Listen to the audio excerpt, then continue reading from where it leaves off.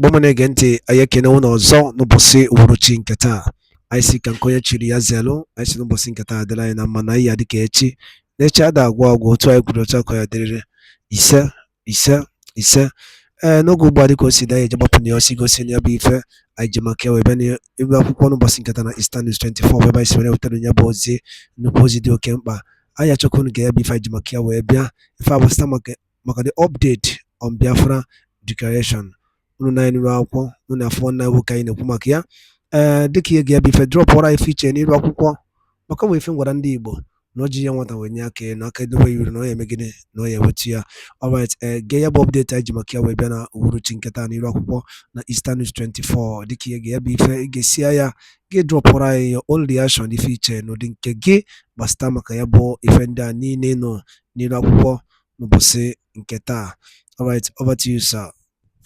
Thank you for that very generous introduction from the Minister of Finance. Please give him a round of applause for his tireless dedication to the government, and I appreciate his tremendous support. I also want to provide thanks to the Supreme Leader, Mazi Nnamdi Kanu, to the Prime Minister, His Excellency Simon Ekpa, to the Chief of Staff, Dr. Oro Boezi, and all of the honorable cabinet ministers we have here today.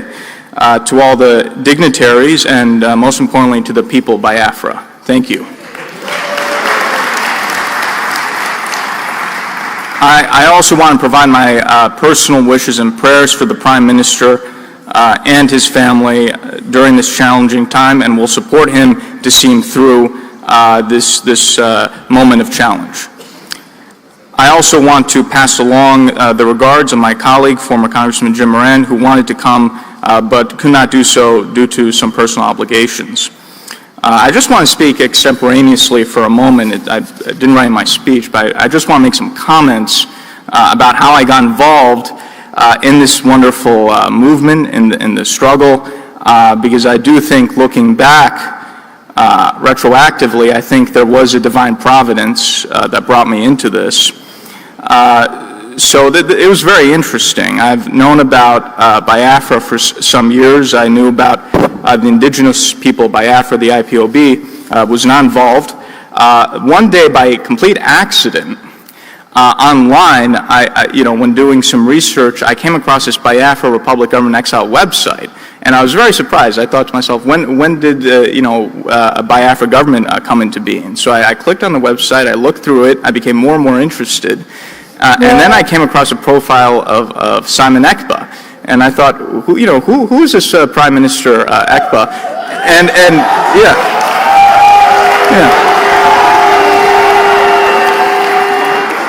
So I became more and more intrigued. I went to his Wikipedia. I read it, talking about all the work he's doing, how he's based in Finland, and I became more and more intrigued. I was like, this is such an interesting person. I have to find out what's going on here.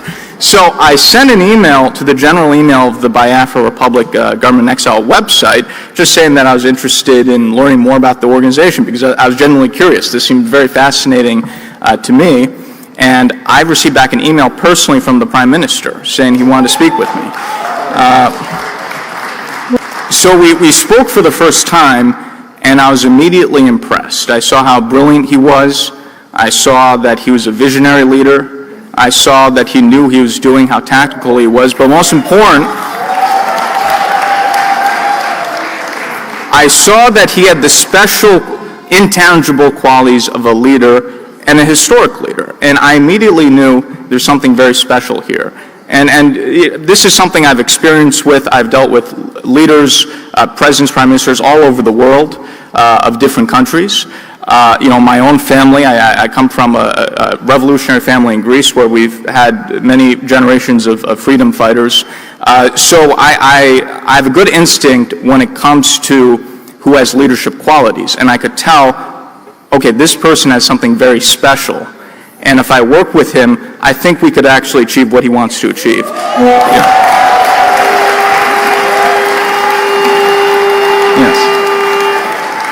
So over time, over many months, we developed a very close personal relationship, And also he saw something in me and he said, I really want you to get involved in this. I want you to be part of this cause. And so I began formally my lobbying representation June this year, and I think in a few months we've changed the course of history.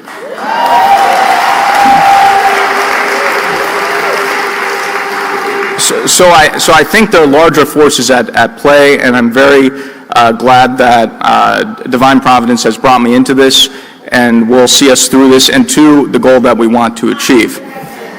And when I first started this journey, when I first was presented by the Prime Minister to the Biafran people, I said that I'll not only be a lobbyist, but a fellow freedom fighter for the independence of Biafra.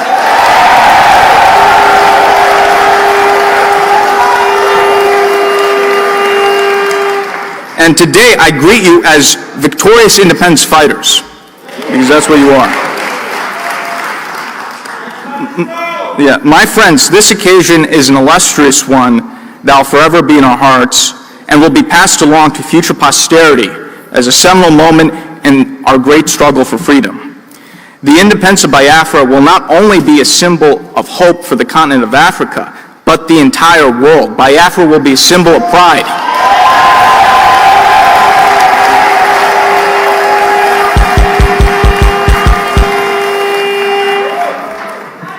In the 1960s, President John F. Kennedy and the United States government played an important role in supporting the decolonization of Africa and supporting various African independence leaders and African nationalist movements. President Kennedy understood that supporting the African people rather than the European colonists was not only the right thing to do and the moral thing to do, but in the interests of the United States, which at the time had been competing with the Soviet Union for influence in Africa and throughout the world. Similarly, in this new age of great power competition, the United States has an obligation to support the new African independence movements of the 21st century and put an end to the legacy of neocolonialism in Africa.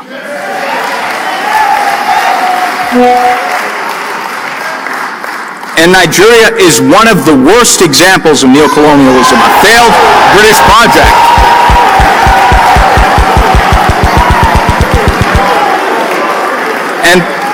And the rise of Biafra will put an end to this nonsense in Africa.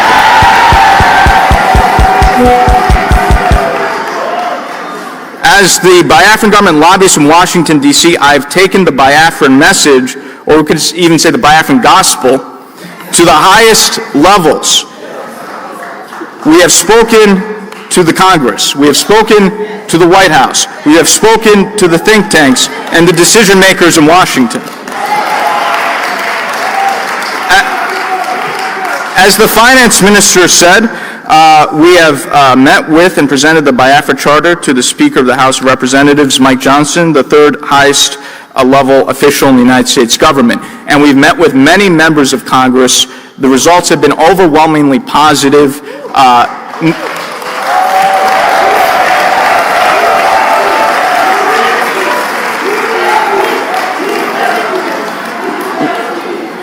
We have received overwhelming support. We've already received many commitments. Not a single member of Congress or U.S. official that I've met with have expressed any support for Nigeria. So we're on the right track, and we're in a very good position as we move into the future. At this convention, we will have speakers from the most prestigious think tanks in Washington, D.C., including the Cato Institute, the American Enterprise Institute, and in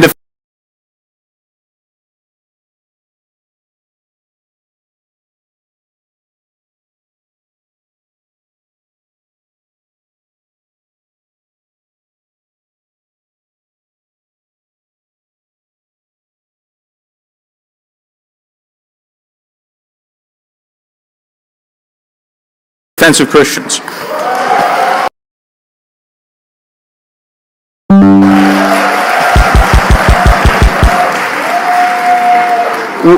We have seen the fruits of this engagement with powerful longtime U.S. diplomats such as Ambassador Tibor Nagy and the American Enterprise Institute, Dr. Michael Rubin, who will be speaking at this convention.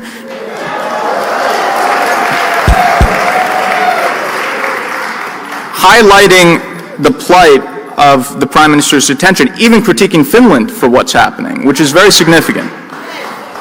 And in fact, there are articles in the news recently talking about the shock that people have about U.S. officials supporting the Prime Minister during the current detention. So this shows you the impact of what we're doing. In the next upcoming U.S. presidential administration, I believe there will be a number of independent African states or emerging African states which will be which will have their independence recognized.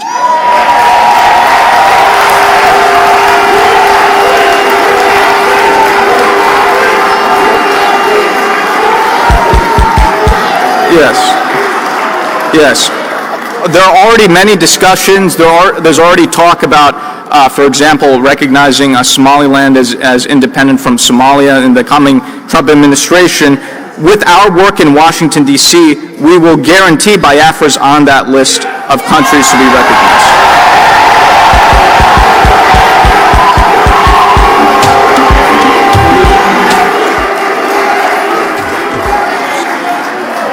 We will achieve U.S. recognition of Biafra.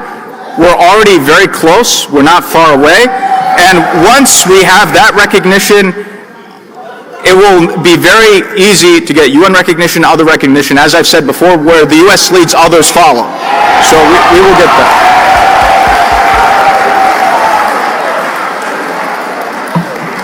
I have also, through my international contacts, interacting with world leaders, have put out feelers about Biafra to other independent states, including in Africa. As you heard, my good friend and my other client, the president of the Eritrean government in exile, recognizes and will be the first country to recognize the United States of Biafra.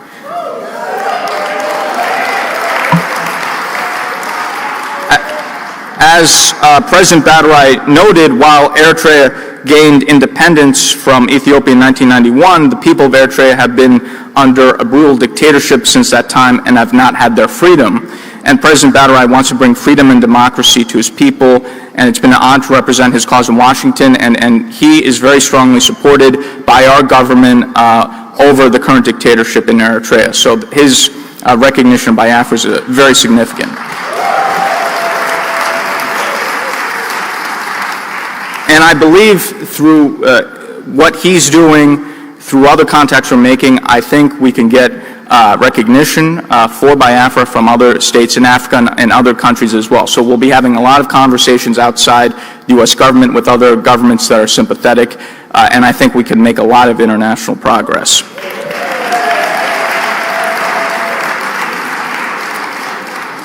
Biafra's struggle for independence is a sublime one, in which the lands of its indigenous people can finally take control of their own destiny.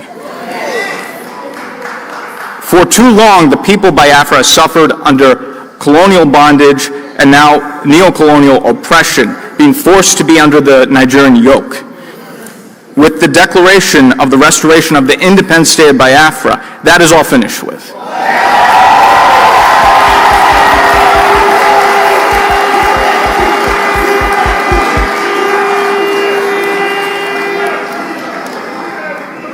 Let us strive to create a new nation which will serve its people and be an example to the world.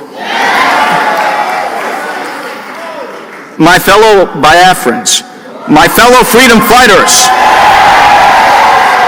long live independence, long live an independent and sovereign Biafra.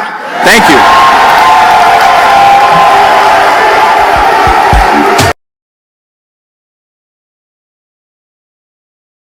And by Kinapuan Mono, Kunsiwena na Yabi Fine Menu Bosinkatana Eastern News 24 de Kisimano, Tatabo Abane, Nkato, nke Biafran Convention in Finland, the Kaiwe Iku Bastamakabo updating on Nebaku, drop for if channel Dinkegi, na Eastern News 24, whereby Swena Uterunya Bozi, Dukemba, Monuke Messiano Munem.